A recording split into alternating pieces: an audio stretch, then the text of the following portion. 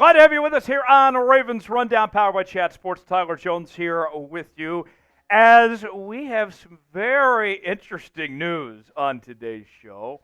We've been given the documents, the leaked script for what is ahead for your Baltimore Ravens in next week's NFL Draft. We will go over what we know, let you hear directly from our inside sources coming up here on the program. Before we do, folks, thank you for helping us reach 16,000 subscribers here on Ravens Rundown. You guys have made it happen. It is my honor to be a part of this show each and every day. When we started about 2 years ago, we were at about 5,000 subscribers. Now we're more than 3 times that here 2 years later. And it's because of you guys, the flock, that make it happen. Help us reach our next milestone. Trying to get to 16,500 subscribers on the channel for the latest happenings on your favorite team, daily news and rumors, draft coverage next week, all of that and more. Lock us in. Subscribe now for free, youtube.com/RavensTV. Subscribe now. You'd be glad you did. Help is on the way.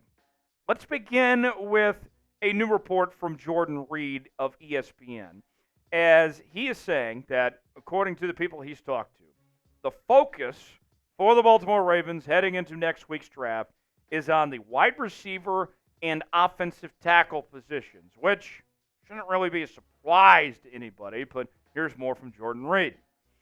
Wide receiver and offensive tackle are the two positions that dominate conversations when speaking with sources close to the Ravens. Baltimore hasn't been shy about helping quarterback Lamar Jackson with first-round receivers, and that trend could continue. And after trading Morgan Moses to the Jets, Baltimore could also target someone like Jordan Morgan from Arizona or Tyler Guyton from Oklahoma to join Patrick McCary and Daniel Falele and Josh Jones in the offensive line mix. And I think it's a very good point from Jordan in this sense. This is about giving Lamar the tools he needs to put this offense in the best position to succeed. Because what have we talked about on this program a lot over the last several weeks was, with all the free agents the Ravens had, with all you lost, the best plan of action for the Ravens to not fall too far behind was to replace what they lost on defense with options on offense for Lamar Jackson Company to make this offense better. And that's exactly what it looks like they are going to do. Now, here's another wrinkle that's interesting from Jordan Reid as far as this situation goes. But here's something that could throw a wrench in either option. I've heard that trading back from number 30 to land extra draft capital might be in play. Now, I brought this idea up a while back, and some of you said, we can't afford to do that. We're in win-now mode and all this. Here's the bottom line. All right, all the knuckleheads out there, pay attention, okay? You look at this year's draft. It is top-heavy, right? Picks 1 through 10, cornerstone franchise players. But then as you go further down, from where the Ravens pick at 30 to about 50, those guys are pretty similar in that range. So if the Ravens trade down and get multiple picks out of it, this could work out pretty nicely. I'm not opposed if this is the direction they want to go. So here's what the Ravens draft plan looks like. They're looking at the wide receiver position, looking at the offensive tackle spot. They are going to take care of those two things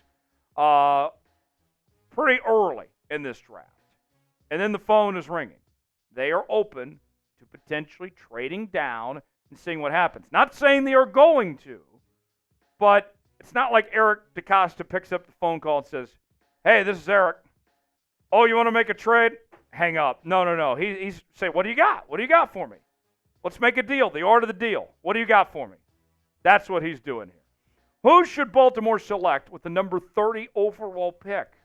Assuming they stay at 30. Let us know in the pinned comment today if who that individual is. Weigh in. Let us know. Now, let's go over the Ravens draft picks here. And it's pretty interesting for the Ravens of how this all shakes out. You start at 30, then you go to 62, then you go to 93, and then you go to 113. So as far as the trading down option goes, and we mentioned not a ton of gap between 30 and 50, get multiple players potentially that could be tempting, right? Then you pick again in the 4th round at 130, and then you got more picks, 4 more to be exact, 165, 218, and then 228, followed by a 7th round pick at 250. So you got 9 picks total here that you have to work with. Here's the thing. When you're Eric DeCosta and company, you got to understand the assignment, right? When you're the Baltimore Ravens in this position, you got to ask yourself, what can we do today to put us in the best position for tomorrow to get back to that AFC Championship game, to be competing for this Super Bowl? And we got to take care of the offensive line. We got to take care of the wide receiver spots and then work everything else from there. DeCosta's going offensive line. That is no secret at all that they are going to get the help that they need on this offensive line. We heard John Harbaugh even say himself, he thinks this offensive line is going to be just as good, if not better, than they were a year ago. So, we'll tell you what Eric DeCosta had to say about the offensive line in just a moment. But I want to tell you about today's sponsor. That is Prize Picks. Prize Picks is the place to go for daily fantasy made easy. Here's how it works. Choose 2 or more players in any given category. Get the choice of more or less. Whether you're talking rebounds in basketball, maybe it's goals in hockey, home runs in baseball. I'm looking ahead to the NFL season already. I got our guy Lamar to have more than 3,600.5 passing yards. I got DK Metcalf to have more than 1,025.5 receiving yards. If both those hit and I put $20 down, we're making $60 on Prize Picks. Play along with me. PrizePicks.com/CLNS. Promo code CLNS for a $100 deposit match on your first entry. The link is in the comments and description of today's video. PrizePicks.com/CLNS. Promo code CLNS. Play along with me today. All right, so here is what EDC had to say on the offensive line. Fortunately, this is a deep class at the offensive line, so we'll have a lot of different options in different rounds. Players that we like at the offensive line position at tackle and also guard. So, DeCosta is saying it's going to happen. Jamison Hensley, who covers the Ravens for ESPN, had this to say, also in the same situation. The best case scenario is the Ravens take an offensive tackle in the first round for the first time in 8 years. You heard that right. It's been 8 years since they've done that. Too long. Baltimore needs a prospect who can start immediately at right tackle and eventually transition to left tackle, where Ronnie Stanley is entering a contract year. So that's the plan. The leaked plan that we have for you today is offensive tackle, wide receiver, pick up the phone for potential trades, and specifically an offensive tackle that starts at right tackle, potentially can move to left when Ronnie Stanley's gone.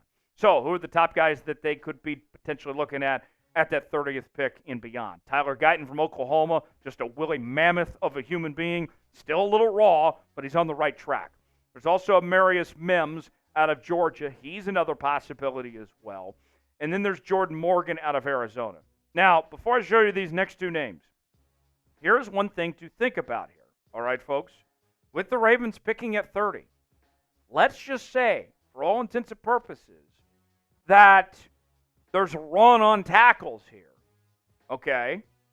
Then all of a sudden, you might be in a situation where you wanted an offensive tackle. You had every intention to draft an offensive tackle in the first round, but the ones that you had graded as first-round tackles all might be gone by then. That's a possibility at that point. And so then you might be shifting, okay, maybe we go receiver now. Maybe we go corner.